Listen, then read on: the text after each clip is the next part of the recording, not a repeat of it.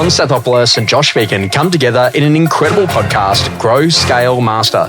An energetic approach to drive progress, master skills, build strengths and put the strategy back into rapid business and personal success.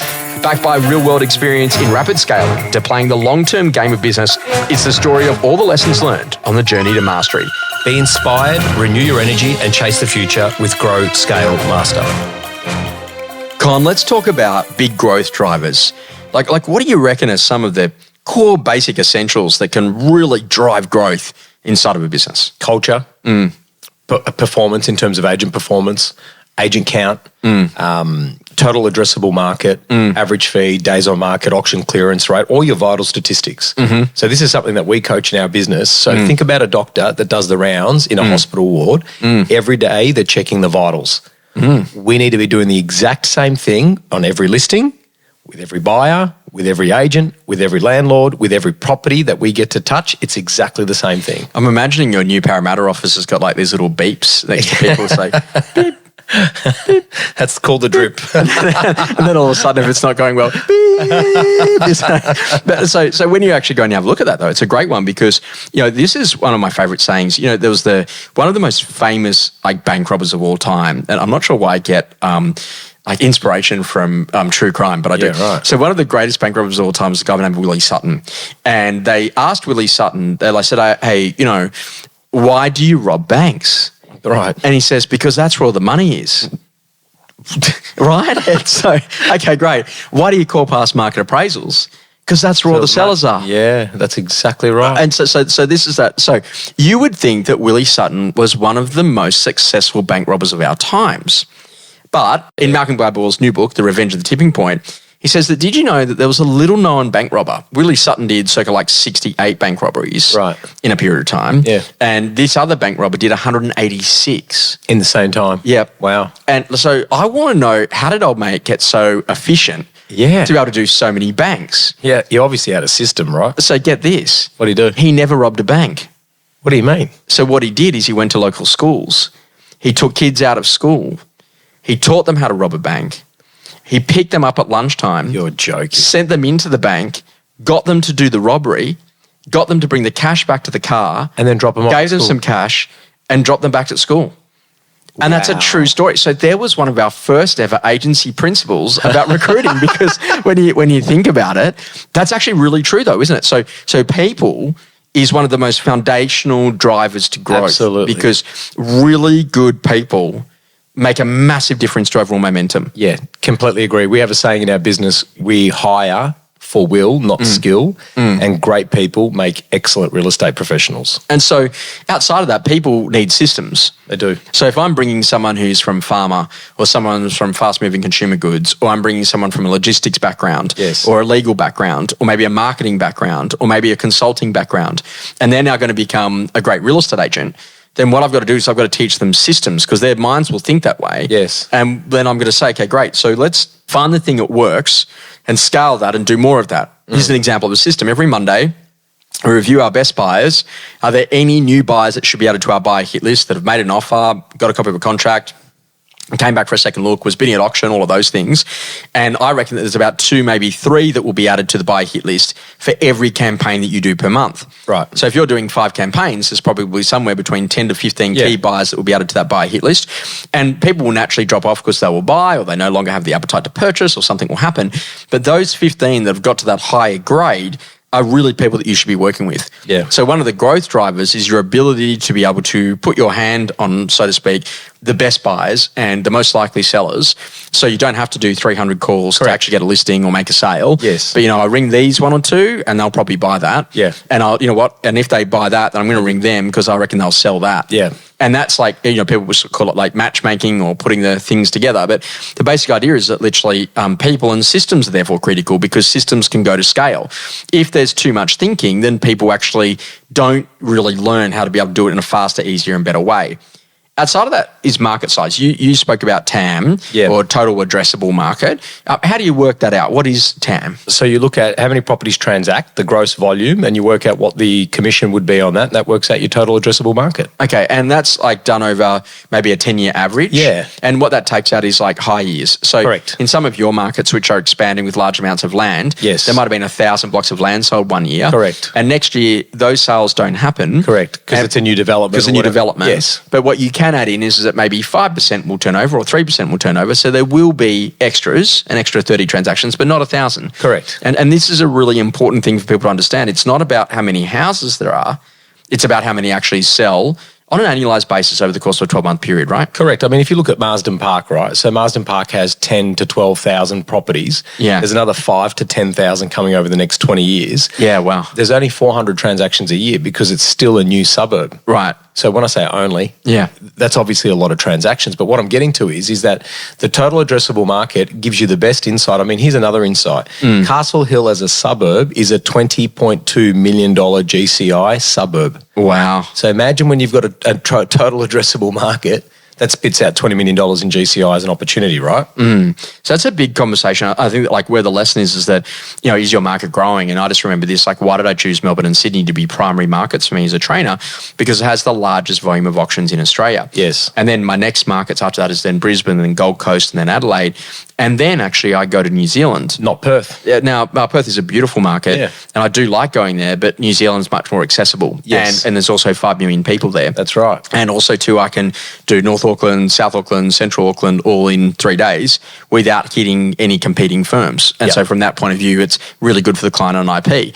And then we then do Dubai, and then we then do... So what I'm trying to get you to think about those is that market size needs to be big enough for your aspirations. Absolutely. And you never want to be in a position that you've got to have 150% market share to hit your goals. Yeah, I think the other thing with that is as well, and we're going through this right now, because there's new market opportunities for us to go and look at another office, right? Oh, yeah. And it's very appealing because you know we've got a formula, it's been successful, but then when you actually scratch the surface and you look at what we're currently doing, and we've got a really good business, we want to make it a really great business, we need to double our market share in our key markets before we go and open up another office. And this is about greater depth and breadth. That's exactly right. Yeah. Correct. Spot on. It's exactly the same with an agent. You don't want to go wide, you want to go deep and wide, right, in everything that we do. And I think this is really important. It was interesting. I think that Jeannie Romney, who's the former CEO of IBM, said that, you know, you got to be a T-shaped individual where you got to know a lot, but then you got to be able to go deep on the thing that really matters. Absolutely. And so this is interesting because then like average fee is a big driver, right? Like there's no one who's going to give yourself like a greater pay rise than you can give yourself in residential real estate. Joshy, we went through our FY24 review. Yeah. Here's this for a statistic. Yeah. If we increased our fee by 0.12, that's it. It's negligible. It's a rounding error, right? We would increase our GCI by $3 million. Wow. If we just did one thing, forget recruiting 10 agents that do $300,000. Forget doing anything else. All we had to do was ask for just a little bit more and be able to provide value, and that would add $3 million, which in our case would be 8%, not 6 or 7% growth to our business, which is phenomenal, right? You know, the interesting thing is a lot of people, they want to blame the competitor, they want to blame the competitive nature of the market, but I actually say, hey, look, show me how you present your fee. And people fall to water pretty quickly, and I'm like, well, hang on a second, like, do you present it in 2 options? Do you add 2 decimal points? So there's a basic rounding error, and I'll keep this at a normal fee. Let's say, for example, my fee's 2%. Yeah. The next number you think of is 1.5. Yeah. Hey, Con, my fee's 2.13%. Yeah. The next figure you think of is 2. Correct. Hey, Con, I've got 2 fee options. I've got 2.13, which is our basic fee. Yeah. Or you can have our basic plus, which is 1.91% plus 10 cents for every dollar above the reserve. Now, that happens to be our most popular. Which one would you like to go with? Yep. So now there's actually choice, then people can actually go and do that. So I've got a fantastic young guy that I'm coaching down in Melbourne, and he's got a 1-pager about his fee structure. Oh, right. And it actually just says, okay, great, here are my 2 fees, and he's got it clearly written out. And then the next thing underneath that is he's got the 3 reasons why people go with him. Right. I'm like, it's exceptional. Yeah, it's because great. he's really coachable and he's really willing to learn. How is volume connected to days on market and opens and all of those things. Really important, particularly right now in Sydney, where we've seen, it shifted from a seller's market to a balanced market to more of a buyer's market, more stock on the market. I think volume in terms of how many people are coming through your home, critically important, obviously, for deal flow and transactions and vendor management and buyer management. Volume in your marketplace as an organisation, can you actually achieve the market share and the growth that you actually want to achieve? But I think volume is something that we don't really measure that well. So let's have a look at your greatest throughput limiter as an individual agent is the number of opens you can do on a Saturday. Yes. Now, let's assume it's 6 or 7. Yep. Call it 6 for the exercise. So you're now standing at the same 6 homes for 3 weekends, or you're standing at the same 6 homes for 6 weekends. Yes. Now, if you can stand at them for 3 weekends and then load up and bring another 6 to market, yes, then you can actually double your throughput because you're able to keep your days on market under 21 days as opposed to 42. Yeah. So this is why sales methodology, marketing, all of those things are a really important conversation, because you got to understand what the through point is. Like that threshold is the limitation. Yep. And the only way to change that limitation is to reduce days on market or find a way to do more opens. I had one guy the other day, he says, look, I do a lot of apartments in the same area, so I only do 20-minute opens now. Yeah. And I have 5 minutes between them. Yeah. And he goes, literally, you wouldn't believe it. I've actually been able to put in an extra, 3 or 4 open for inspections. I can now do 10 or 11 open for inspections on a Saturday, and I'm still selling them in under 21 days. And so he'd actually really learn a formula for his area to make that work. Now, that's an interesting path, because when you think about a big growth driver, sometimes you've got to have a big heart. Like and you hear people talk about, Con's got a big engine. And when you think about that, what that's about is that there's an old school saying by Adol Gwandi. He goes, you're young to the degree that literally your ambitions are greater than your memories. Yes. How important is it to be ambitious for the big growth drivers to work? Yeah, it's absolutely important, but it's got to be the right set of ambitions and it's got to be directed in the right channels. Because ambition is one thing. It can be all-consuming. You can become obsessed at the cost of your business, your relationships, yourself, right? So for me, the thing that drives us is how good can we be? And one question that we always ask ourselves is, are we good enough to be better? So even when we did 130 auctions, this year, I should say, for Super Saturday, that's awesome. No one's ever done that in this country. But are we good enough to be better? What can we learn from that? What's next? How do we strive for, not to kind of to break a record, but how can we strive to be better than what we were yesterday? So I look at ambition in that way. Does that make sense? Of course it does. Yeah. Experiences that rapidly shaped you. One of the best questions, and it's really good for people to get primary focus, do you get paid on time or do you get paid on result? I had this 2 weeks ago with a client. It was a $40 million listing, very, very abnormal in our market. And he said, what's your fee? And I said 2% plus GST. And he said, he goes, my maths isn't that good, but that's $800,000. I said, yeah, it is. I said, look, the alternative, what we can do, the beauty about that is you don't have to pay us until we present you an offer that you're willing to accept. Or I can just bill you on my normal hourly rate and then we can, see how that goes. He goes, you know what, let's stick with the first one. So it's an interesting conversation. And I think that, you've got that whole idea that this too shall pass. How important is it for people that, because you can have ambition, but then the market can hit you really hard. And we're seeing that quite a bit in Victoria at the moment. Yeah. How important is it for people to be able to, stay steady, through those conditions? Yeah, there's a really good saying that I always revert back to when I'm going through choppy waters, personally or professionally. Smooth seas never made good sailors. So for me, this is all about the journey, not what I'm going through right now. So I always look at it and I go, you know what?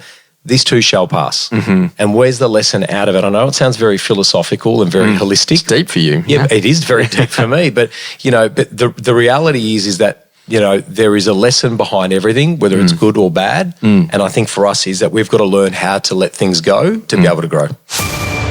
Something that's changing your view. So, Con, did you know that under the new iOS 18.1 that's just come out, that you're in a position that you're on a phone call, in the top left-hand corner, there's a button that you can click when you're on the call, which announces to the other caller that the call is about to be recorded. It then records the call and does a live transcript. No, until you click the button or you end the call. So hang on.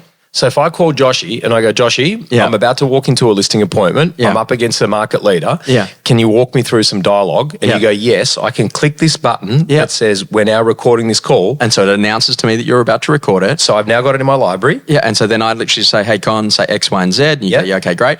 Then you literally press the button to turn it off, and it comes up in your notes with the audio and also too with the text. How good's that? Mind blown. For training, Amazing. for role playing. Amazing. Let's role play your open home call back. There's the audio. Here's the text. How would we clean that up? That's incredible. Phenomenal, huh? Wow.